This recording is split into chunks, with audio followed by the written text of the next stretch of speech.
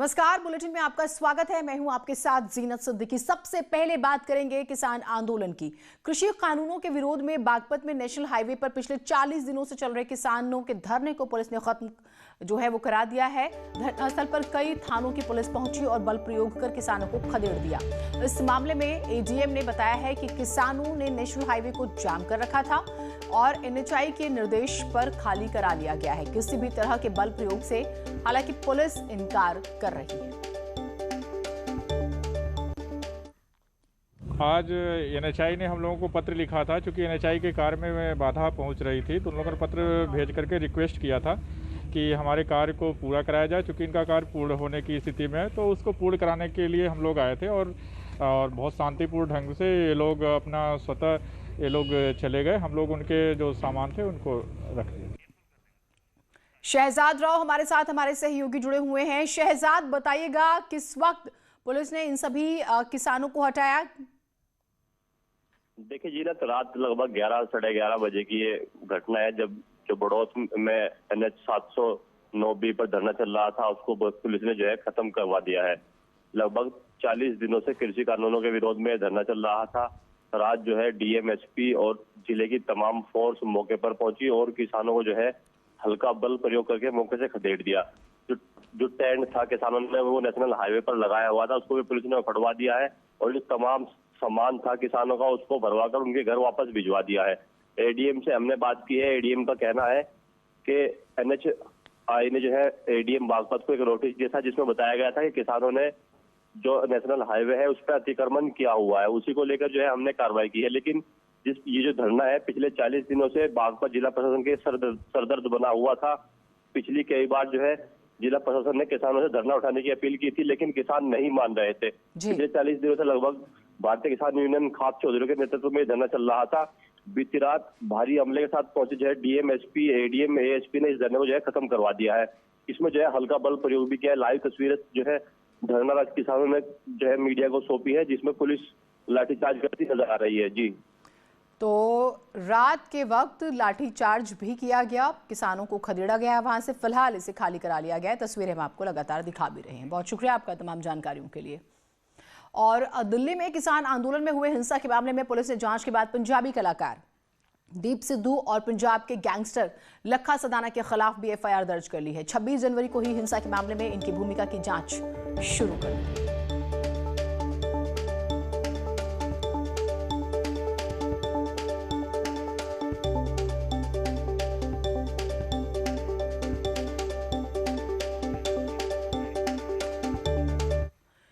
तो 26 जनवरी को दिल्ली में हुई हिंसा के बाद पुलिस ने भारतीय किसान यूनियन के 9 नेताओं समेत भीड़ के खिलाफ गाजीपुर थाने में 3 अलग अलग एफआईआर दर्ज की है। एफआईआर में राकेश टिकैत, सरदार वीएम सिंह, जगतार सिंह बाजवा और तेजिंदर सिंह विर्क के नाम शामिल हैं, जिनको पुलिस ने बलवे के लिए जिम्मेदार ठहराया है। इन पर बलवा, हत्या के प्रयास, सरकारी काम में बाधा, ड्यूटी के दौरान हमला, आपराधिक षड्यंत्र रचने, सार्वजनिक संपत्ति को नुकसान पहुंचाने समेत कुल 16 धाराओं में केस दर्ज किया गया है। उसके बाद देर रात पुलिस किसान नेता राकेश टिकैत की तलाश में गाजीपुर पहुंची। इससे पहले पुलिस ने धरना स्थल की बिजली काट दी। भारी संख्या में पुलिस बल तैनात कर दिया गया है।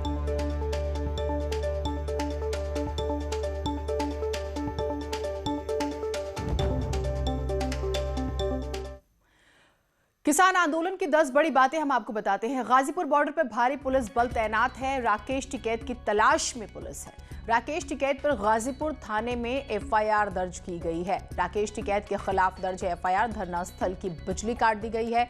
कई और किसान नेताओं की तलाश वो की जा रही है। कई किसान नेताओं पर एफआईआर दर्ज है। एफआईआर में 9 किसान नेताओं के नाम शामिल हैं। गाजीपुर थाने में 3 अलग अलग एफआईआर दर्ज है।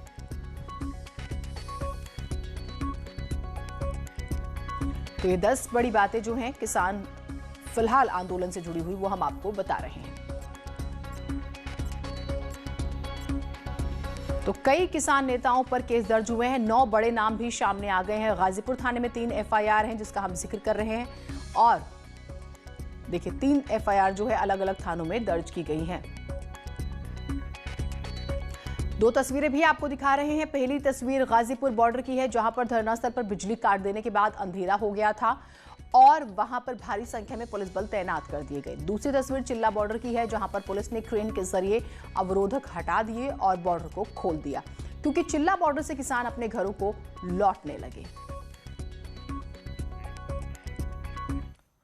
गाजीपुर बॉर्डर पर धरना स्थल की लाइट बंद करने का किसानों ने विरोध किया। उन्होंने आरोप लगाया है कि प्रशासन उन पर धरना खत्म करने का दबाव बना रहा है, लेकिन किसानों का आंदोलन जारी रहेगा। किसानों ने ट्रैक्टरों की लाइट जलाकर विरोध किया।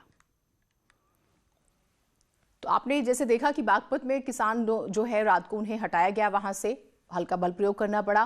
गाजीपुर बॉर्डर क्योंकि जो 3 बड़े मेन पॉइंट्स हैं उसमें से एक माना जाता है, और यहां पर बिजली काट दी गई, भारी पुलिस फोर्स तैनात, और किसान ये आरोप लगा रहे हैं कि दरअसल ये दबाव बनाया जा रहा है। 8 बजे से इन्होंने लाइन काट रखी है, और जितने जगह पे प्रोटेस्ट चल रहा है वहाँ पे लाइट बिजली है नहीं। यहाँ से दूसरे खंबे पर लाइट है और यहाँ इस पे है नहीं।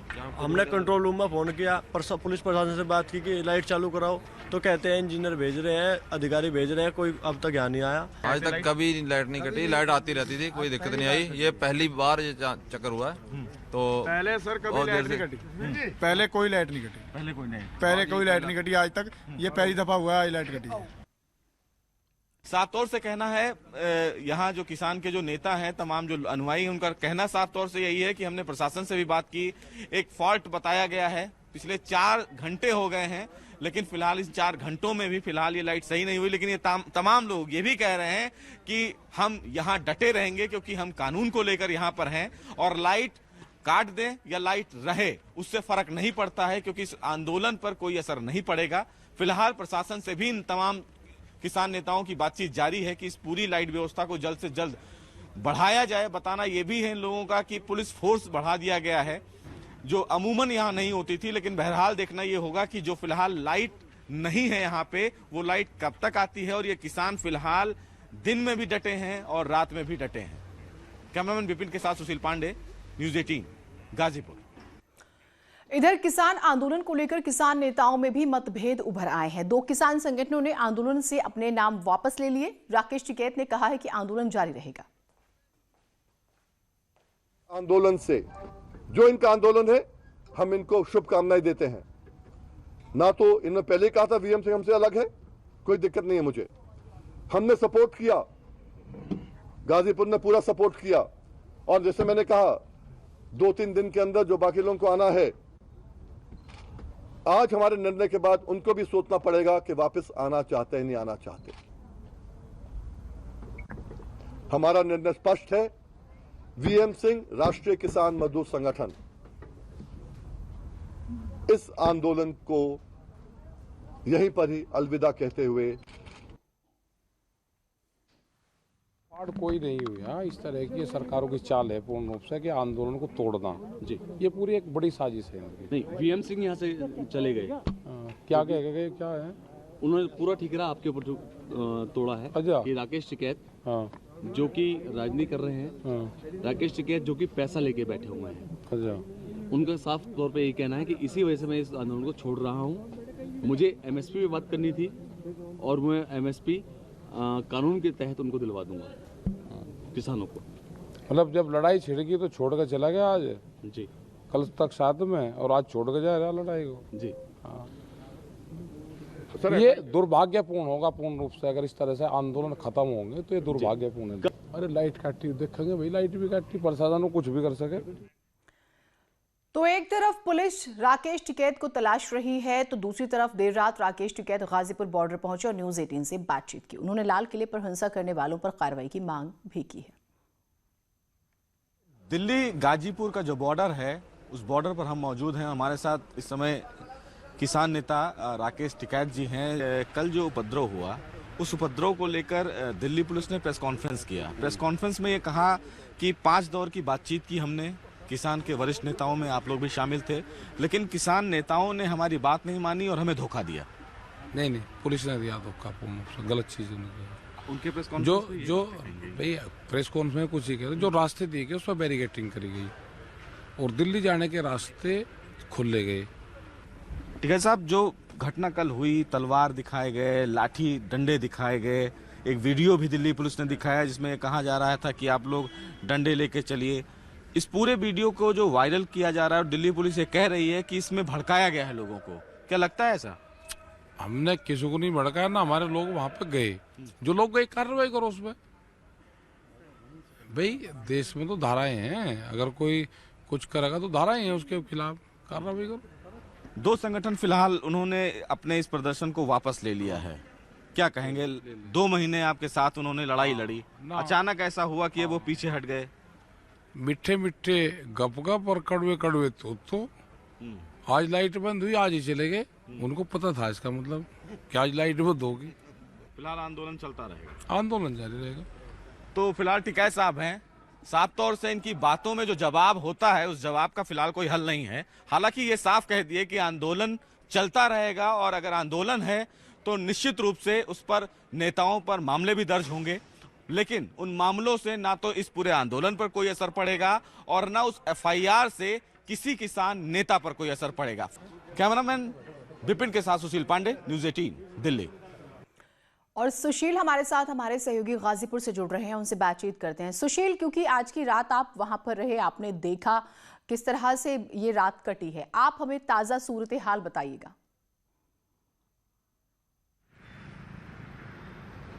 देखिए जिन्नत, साफ तौर से किसानों में इन 2 महीनों में जिस तरह एक कॉन्फिडेंस पहले देखने को मिलता था, जिन्नत वो कॉन्फिडेंस कल रात में देखने को नहीं मिला।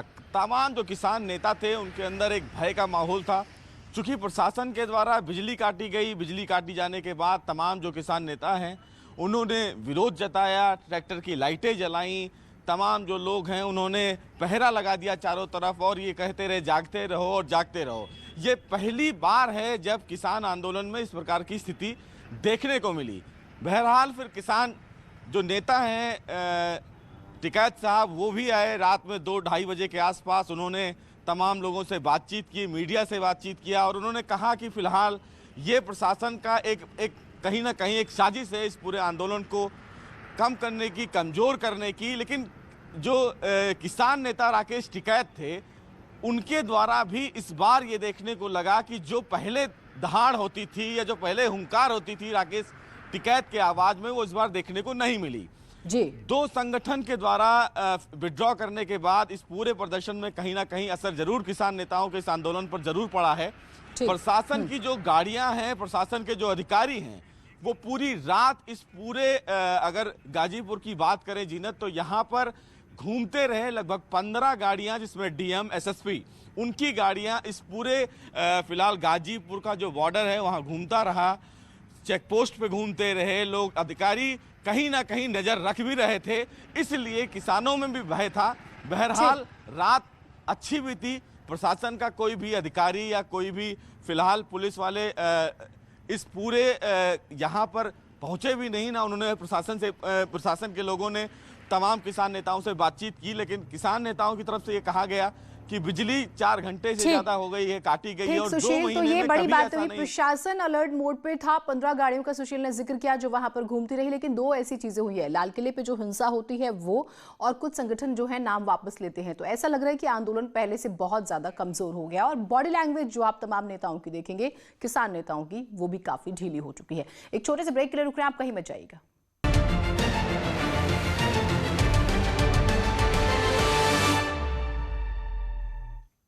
खबर प्रयागराज से है, जहां माघ मेले का दूसरा स्नान आज है। ब्रह्म मुहूर्त से ही श्रद्धालु संगम तट पर आस्था की डुबकी लगा रहे हैं। पौष पूर्णिमा के पर्व पर इस बार गुरुपूर्ण योग बन रहा है। श्रद्धालुओं की सुरक्षा के लिए जल पुलिस भी तैनात है। साथ ही माघ मेले में सुरक्षा के कड़े इंतजाम किए गए हैं। मेले में कोरोना गाइडलाइंस का पालन भी जरूरी किया गया है। पूरे मेला क्षेत्र को सीसीटीवी की निगरानी में रखा गया है। मेला क्षेत्र 640 हेक्टेयर में 5 सेक्टरों में इसे बसाया गया है। इसके अलावा वाराणसी, अयोध्या और हरिद्वार में भी लोग आस्था की डुबकी लगा रहे हैं। पौष पूर्णिमा स्नान के साथ ही कल्पवास का विधिवत शुभारंभ हो जाएगा, जो 1 महीने तक चलेगा। प्रयागराज में कल्पवासी आने शुरू हो गए हैं। प्रणाम किया, आकर के डुबकी लगाई जी। हाल कपा देने ठंड पड़ रही है। ठंड तो बहुत ज्यादा पड़ रही है। अकेले जिसको नहाना तो उसको कोई ठंडी नहीं है। पूर्णिमा को बहुत अच्छा लगा, दान पुण्य करेंगे, पूजा पाठ किया, अपने मन की इच्छा गंगा मैया से प्रकट की। काड़ा के संगम में स्नान करने आए हैं। पूरा 1 महीने का कल्पवास है आज पौष पूर्णिमा से प्रारंभ होगा और एक टाइम भोजन होगा और दूसरी टाइम जलपान करके पूरा माने समय 24 घंटे का पारण किया जाएगा। तो सर्वेश हमारे साथ प्रयागराज से जुड़ रहे हैं, रवि पांडे हमारे साथ वाराणसी से, निमिष हमारे साथ अयोध्या से जुड़ रहे हैं, बातचीत करेंगे। सर्वेश, प्रयागराज में किस तरह की तैयारियां की गई हैं, लोग पहुंच रहे हैं, क्या तस्वीरें हैं?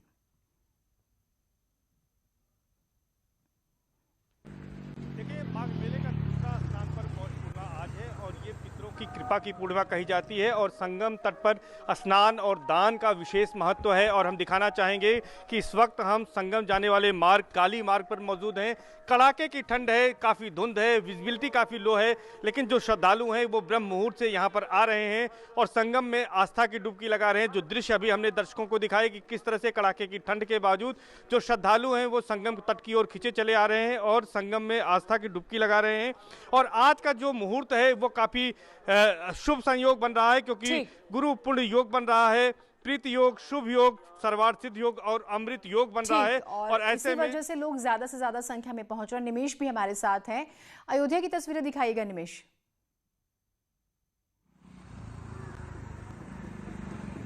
जी जीनत, अगर अयोध्या की बात करें तो अयोध्या में यहाँ देख सकती है आप किस तरीके का कोहरा है। उसके बावजूद बड़ी संख्या में रात 1:18 से जब से माघ पूर्णिमा का लगी है तब से यहाँ पर स्नान का दौर शुरू हो चुका है और लगातार लोग यहाँ पर पौष की है। चूंकि आज के दिन का दान पुण्य की विशेष महत्व है, आज के दिन जो पूजा पाठ होता है उसका भी बहुत विशेष महत्व है। इस वजह से जो लोग प्रयागराज नहीं जा पाते जीनत, ये कहा जा सकता है, वो तीर्थराज अयोध्या में आते हैं और लगातार राम की नगरी में आकर लोग स्नान ध्यान पूजन कर रहे हैं। और जिस तरीके का सुबह से ही यहाँ पर देर सुबह से इक्का दुक्का 2-4 लोग के बीच में आते रहे हैं और जैसे जैसे दिन बढ़ता जाएगा वैसे वैसे जीनत यहाँ पर भीड़ बढ़ती जाएगी। लेकिन जो लोग आज के दिन प्रयागराज या अन्य जगह नहीं जा सकते वो बढ़ेगी लोगों की। बहुत शुक्रिया आप दोनों का तमाम जानकारियों के लिए। औरैया में नदी से कार गिरने और 3 लोगों की मौत के मामले में नया मोड़ आ गया है।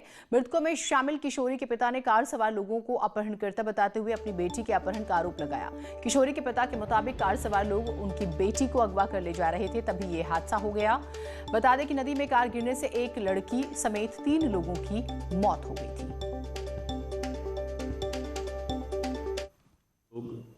जिनका रोल अभी तक प्रकाश में आ रहा है उसमें से सभी लोगों को हम लोगों ने अकाउंट फॉर कर लिया है, जिसमें से 2 व्यक्ति थे जिनकी डेथ हो गई है। इसके अलावा 3 व्यक्ति हैं, उन लोगों को हम लोगों ने अपनी कस्टडी में ले लिया है। अपहरण की धारा में मुकदमा उनके विरुद्ध तत्काल पुलिस ने पंजीकृत कर लिया है और भी जो भी कार्रवाई है वो कार्रवाई हम लोगों के द्वारा की जा रही है। इसमें पैनल से पोस्टमार्टम किया गया है। पैनल में जो युवती है उसका cause of death due to drowning आया है। कोई अन्य चोटें किसी इंटरनल इंजरी किसी और बॉडी पार्ट पे नहीं है। एक छोटे से ब्रेक के लिए रुक रहे हैं, ब्रेक के बाद खबरें उत्तराखंड से।